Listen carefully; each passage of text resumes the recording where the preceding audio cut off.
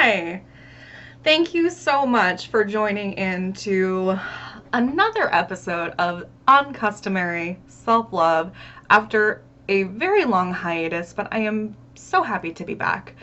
Today we're going to talk about something that's extremely important and probably should have been even further along at the foundation of the episodes, but like there's so many things that we still need to build up on, and it's imposter syndrome. So many people deal with this, and a lot of people don't even realize what it is or like how it might even manifest in our lives. So I'm going to talk to you today about what imposter syndrome is, how it originated, ways that it can show up in your life. I'm going to give you 10 ways to overcome it, affirmations to use, a script, a worksheet. Like, I got you. So let's talk about this. Like, for me, I know that, it's an always there kind of thing whenever you're experiencing any feelings of self-doubt or unworthiness. And it's normal. Like when I first quit my 9 to 5 and officially transitioned into running Uncustomary, which is like almost to the date 7 years now, I struggled with what to say even when I met new people who asked me just like what I did for a living. And in America and a lot of other cultures, it's like one of the first asked questions we meet when we meet someone, which really should be shifted. But we are more than we make money, topic for another time. I would tell them that I had previously worked at a psych rehab and I just quit my job to work for myself. I would just never say that I was a writer, a blogger, a speaker, or a Merriment Maker, which is ultimately the job descriptor that I came up with for myself because it didn't exist. It felt weird and fraudulent and wrong to say that I was a blogger or an author if I hadn't like proved myself yet. Like I was just starting, so like I needed to do like all this explaining before I even earned those titles, or so I thought. So I hear about people struggling with this same issue in so many different ways every single day. It comes from everyone, from people in my own personal social circles, to people I follow online that have like 100,000 followers, and people that have international book deals. Like, it doesn't stop. It's just that like internal monologue and self-doubt that we have. I constantly hear people worrying that they're not doing enough, that they're not doing a good enough job, that they didn't earn where they're at, that they don't know enough about what they're talking about to even be talking about it at all, about like how their current circumstances are some kind of fluke, or just that they need to add some kind of like disqualifier or disclaimer, I don't know, like to their job title or whatever. Why do we do this? Back in 1978, just for some history, there were 2 psychologists that discovered what imposter syndrome was, or that it even existed. And they thought originally that it was only prevalent in women, go figure. But since then, we have learned that it actually exists regardless of gender, age, education level, all those things. And it actually has been suggested that 70% of all people in their lives will experience imposter syndrome at some point, in some way or another. That's, whoa, like that's a lot. That's so much. And we are all so insecure and doubting ourselves and our abilities, and we're so clearly fucking awesome. And I think that's a good segue into drawing our affirmation cards, which are from the Spiritual as Fuck deck. I highly recommend this. It's from the brand Knock Knock. The first one says, these aren't particularly bright or anything, but it says, accept the good in your life and know you are a fucking delight. So just like accepting that good, like allowing it to be. And then the second one that I pulled is, your brain speaks total fuckery unless you turn your soul on. Whew. Oh man. So our brain is going to try to trick us unless we tap into more enlightened ways of doing things, unless we unlearn these patterns. So let's talk about doing that. So Let's talk about what it is. A good definition of imposter syndrome is, quote, a psychological phenomenon in which people are unable to internalize their accomplishments. Simple and direct, but like, fuck, you know, we can't process these badass things that we've done simply because we have not developed the self-confidence and love for ourselves needed to simply recognize that we have done a good job. That needs to change. Like, if you think you might be immune to imposter syndrome, hear me out. Like, you may be right, but with my personal experience, there is not only one way that it can manifest. So let me share some ways that it can show up in your life. Or you can slip out of my chair without you realizing it. Okay, so you might think that all your accomplishments are because of how you look. You're worried that you're going to be exposed as a fraud, that you only got this job because you went to a specific school, that you're having, you're giving yourself like really ridiculous expectations. So if you don't get something right on the first try or very easily, then you beat yourself up and feel shame. You might avoid doing new things or things that might challenge you because you're just worried that you're not going to ace it on the first try. You refuse to delegate tasks because you need to do everything yourself. Otherwise, it won't be done perfectly. A lot of overlapping with perfectionism here. Do we see that? Assuming that when you get a great job or a new opportunity, it's because there was like a fluke, like there wasn't anyone else who applied. And then there's like that cognitive dissonance too. Like maybe you only got this job because you went to an Ivy League school, and or like you didn't get it because you didn't go to an Ivy League school. Like whatever is like truly individualistic to your story, you use as a way to make it not work for you instead of in your favor. If you had a bad day or your work isn't at like 100% perfection, you can't give yourself a break because you need to be perfect 24/7. Refusing help with anything, right? Because it's not that you're independent necessarily, but because it would show weakness and someone else's involvement might mess up that end result. Feeling like you still don't know enough about the thing that you're passionate about and or paid to do, despite your experiences, your studies, your credentials, all of that. Feel like you still haven't earned the title that you've been given or given yourself. And maybe like working way harder than anyone else in your group or team or office, and or getting really stressed out when you are out of work and finally have free time because you base your worth on productivity and business.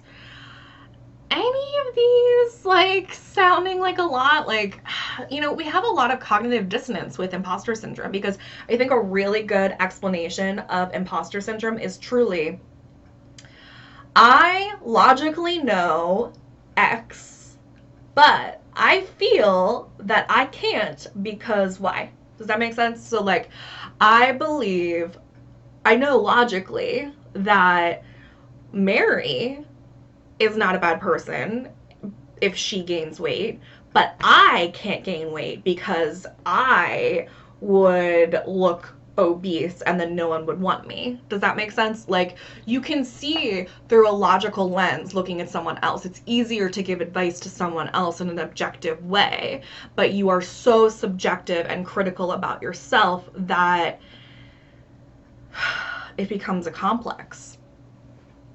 And it's not really your fault either. There's so many double standards from society that there's so much to be untangled. It's a lot. So what do we do about it? Well, number one, we want to work on confidence, right? A lot of this is confidence. A lot of this is going to be detangling this cognitive dissonance.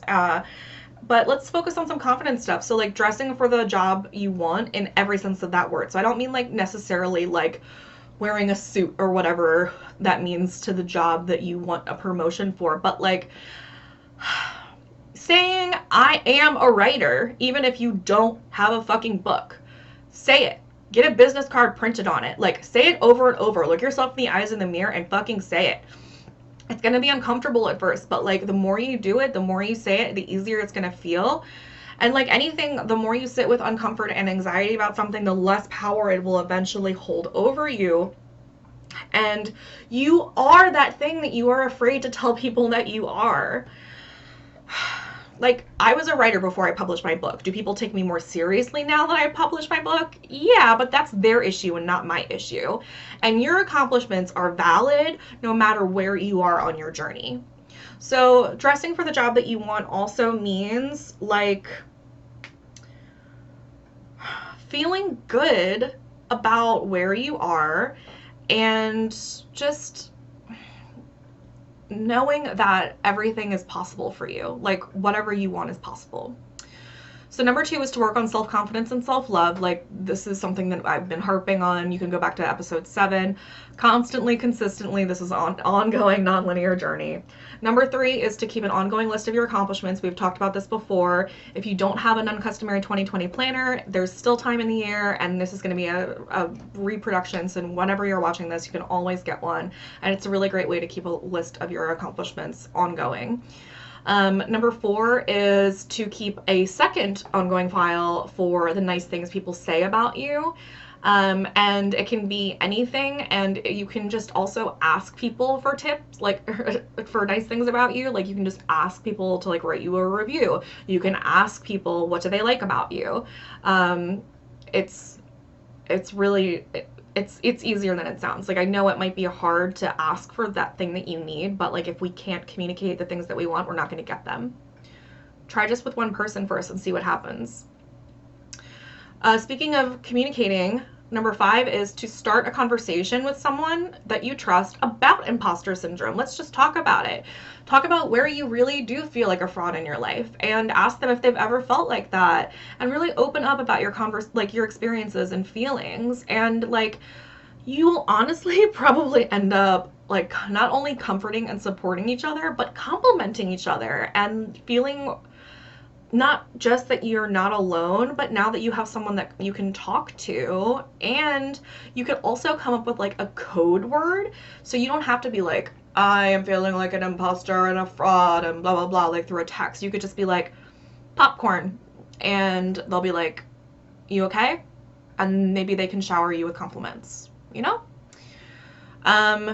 Number 6 is to write down, post, and say positive affirmations that focus on this issue. This is one of your homework assignments for this episode, and I have 5 for you. So, number 1 is I am competent, creative, and courageous. Number 2 is I do everything to the best of my ability, and that is absolutely good enough. Number 3 is I acknowledge that I am worthy of my successes.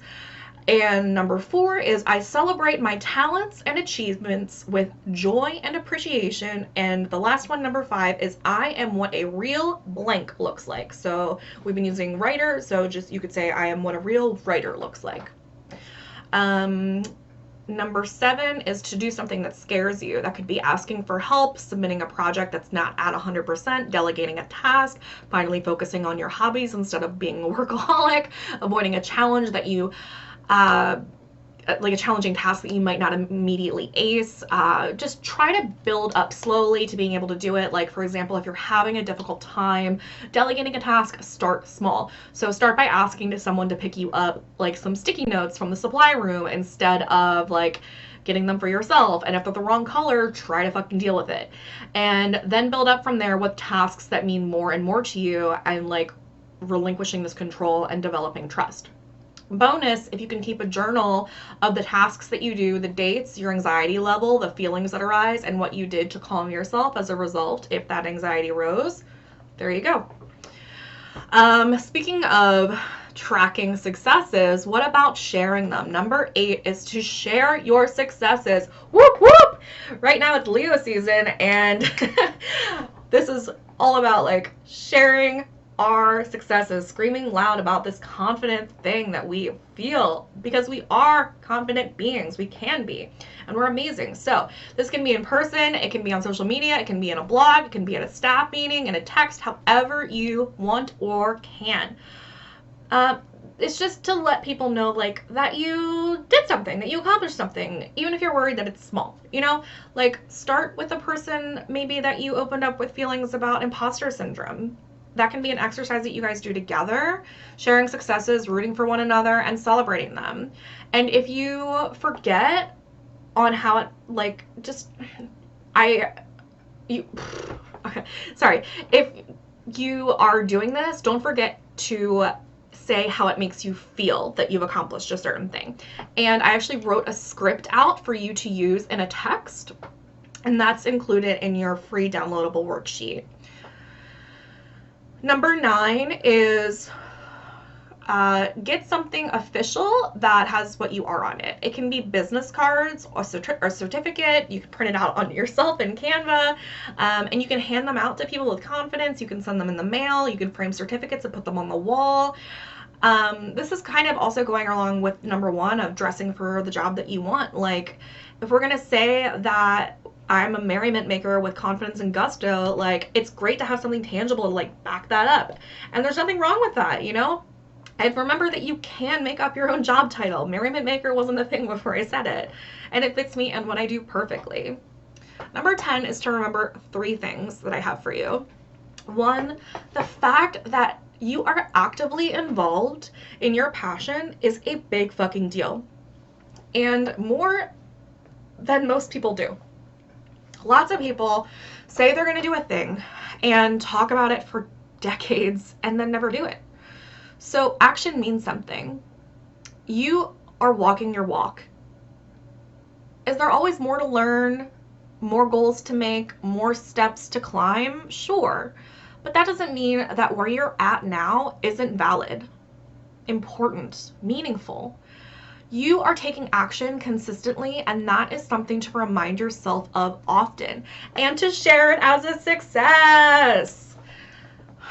Second thing to remember, making mistakes, changing direction, starting over, asking for help is not necessarily a failure, depending on how you look at that word. It's a lesson, it's an experience. Even if your business goes bankrupt and you end up shutting it down, that does not mean that it was a huge mistake or a failure. It means you had an experience and you learned from it. What's important is that you keep moving forward and you keep trying and you keep learning and you keep that internal spark lit. Keep that passion, baby. And the last thing that I want you to remember before I tell you what your homework is for this week is that what you have to offer this world is meaningful and unique.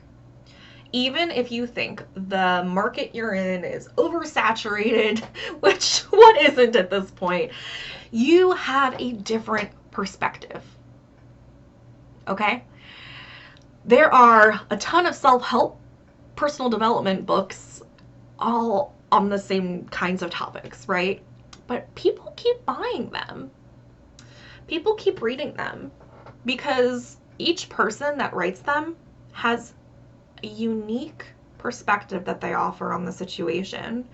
And maybe even more importantly, they share their personal story. Never think that your story doesn't matter. What you have experienced, what you want to create, what you want to know is helping the world. You are making the world a better place, and I want to thank you for that. So thanks for listening to me about imposter syndrome. Your homework for the week is to click below and download that Imposter Syndrome 101 worksheet that is a gift to you for free from the Uncustomary Babes membership group that is getting a awesome makeover right now. Number 2 is to come up with a mantra or affirmation and post on your mirror to read. I listed off 5 in here. You can also come up with your own. You can come over to the Babes group. There's over 500 for you to download. Number 3 is to do something extra for your self-esteem and confidence this week. Something that's going to make you feel really good about yourself and your body, maybe. If you missed episode 7 on self-esteem and confidence, I recommend going back to check that out if you're looking for ideas. And if you are a non-customary babe for number 4, go into the group and fill out the brand new thought staircase worksheet, which is a thought exercise that actually creates a very specific mantra for you. And I walk you through another video that explains how the worksheet works, why it works, and how to utilize your mantra. So I welcome you to join us in the Uncustomary Babes group to get affirmations, worksheets, videos, and all the other amazing goodies there. I would love to see progress on any of this and see how this resonated with you. I know that you are not an imposter. You are not a fraud. I am so proud of you. You are so fucking worthy, and I'm so glad that you spent this time with me. Thanks again. I will see you next time for another episode of Uncustomary Self-Love. Bye-bye.